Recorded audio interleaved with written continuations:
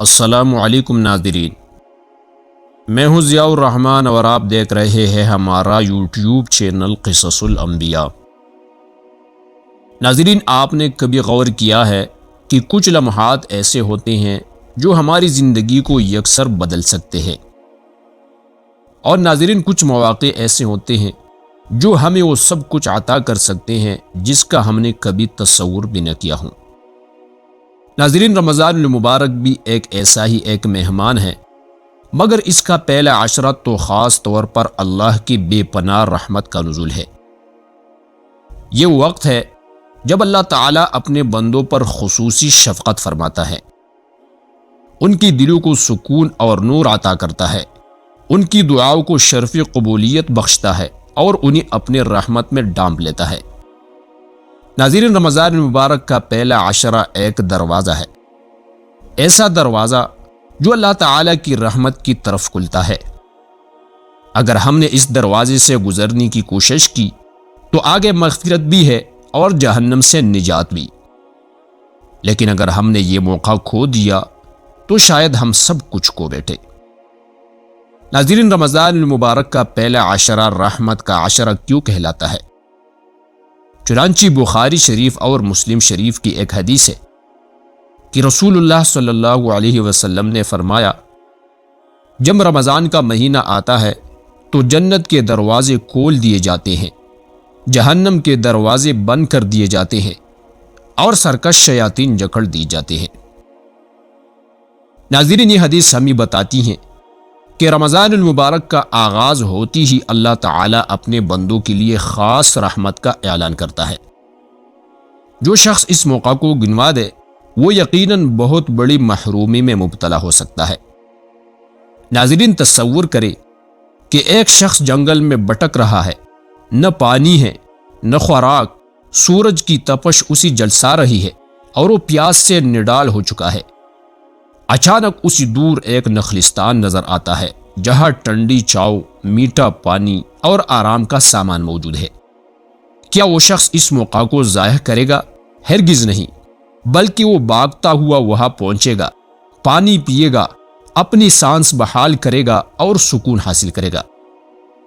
ناظرین، رمضان المبارک کا پہلا عشرہ بھی ایسا ہی ایک نخلستان ہے۔ یہ اللہ کی رحمت کی وہ چاؤ ہے جہاں ہمیں ٹھنڈک اور سکون میسر آتا ہے۔ ناظرین، اللہ تعالیٰ کی رحمت حاصل کرنے کا بہترین طریقہ کیا ہے؟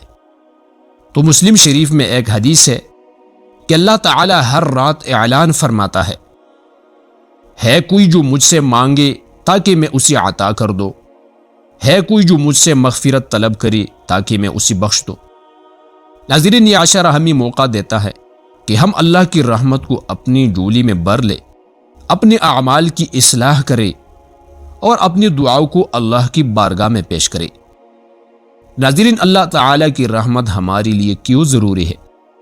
تو ہم سب جانتے ہیں کہ ہم گناہ گار ہیں، ہماری زندگی میں بہت سے کوتاہیاں ہیں، لیکن اللہ تعالیٰ کی رحمت ہی وہ چیز ہے جو ہمیں بچا سکتی ہیں۔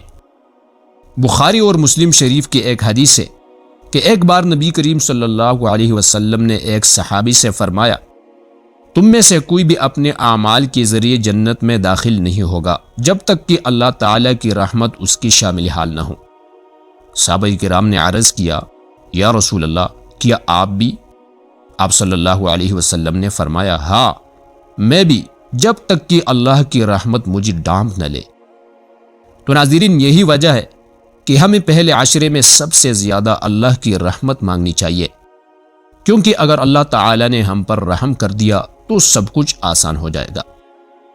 ناظرین، اس پہلے عشرے میں کرنے والے اہم کام کیا ہے جو ہمیں کرنے چاہیے؟ تو ناظرین، یہ عشرہ اللہ کی رحمت سمیٹنے کا موقع ہے، اس لیے ہمیں اس سے بھرپور فائدہ اٹھانا چاہیے۔ یہ عشرہ ہمیں موقع دیتا ہے کہ ہم اپنی نمازوں کو بہتر بنائیں۔ اگر پہلی سستی ہوتی تھی تو اب پوری توجہ اور خشوع اور خضوع کے ساتھ ادا کریں۔ یہ عشرہ اللہ سے قربت حاصل کرنے کا وقت ہے۔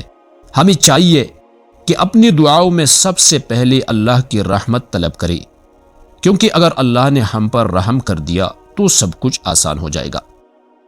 اور احادیث میں یہ بھی ہے کہ رسول اللہ صلی اللہ علیہ وسلم سب سے زیادہ سخاوت رمضان میں فرماتے تھے، تو ہمیں بھی چاہیے کہ پہلے عشرے میں زیادہ سے زیادہ صدقہ دے تاکہ اللہ ہمیں اپنے رحمت میں شامل کر لے۔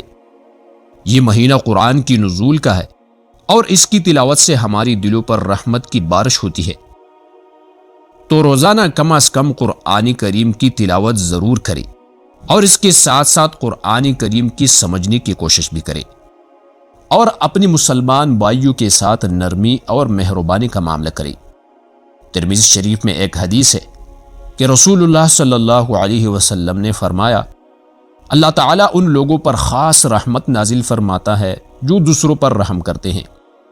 تم زمین والوں پر رحم کرو، آسمان والا تم پر رحم فرمائے گا۔ ناظرین، اگر ہم چاہتے ہیں کہ اللہ تعالیٰ ہمیں اپنی رحمت میں ڈانپ لے تو ہمیں دوسروں کے ساتھ مہربانی کرنی ہوگی، کسی غریب کی مدد کرنی ہوگی، کسی یتیم کے سر پر ہاتھ رکھنا ہوگا اور لوگوں کے ساتھ حسنی سلوک کرنا ہوگا۔ یہ وہ وقت ہے کہ ہم اپنی غفلت کو چھوڑ دیں اور اللہ تعالیٰ کی رحمت حاصل کرنے کے لیے اپنا پورا زور لگا دیں، کیونکہ اگر ہم نے اس مبارک مہینے کو صحیح طریقے سے گزارا تو یقین جانی کہ ہماری زندگی ہمیشہ کے لیے بدل سکتی ہے۔ ترمذی شریف اور مسند احمد میں ایک حدیث ہے کہ رسول اللہ صلی اللہ علیہ وسلم نے فرمایا، ہلاک ہو وہ شخص جس نے رمضان پایا اور اپنی مغفرت نہ کروائی۔ ناظرین، یہ حدیث ہمیں ایک لمحہ فکریہ دے رہی ہے، اگر ہم نے اس مبارک مہینے کو ضائع کر دیا تو ہم سے بڑا نقصان اٹھانے والا کوئی نہیں ہوگا۔ لہٰذا آج ہی نیت کرے کہ ہم اس رمضان کے پہلے عشرے کو اللہ کی رحمت حاصل کرنے کے لیے وقف کریں گے، اس کی عبادت کریں گے، اس سے مغفرت طلب کریں گے اور اپنی دلوں کو اس کی محبت سے بھر دیں گے۔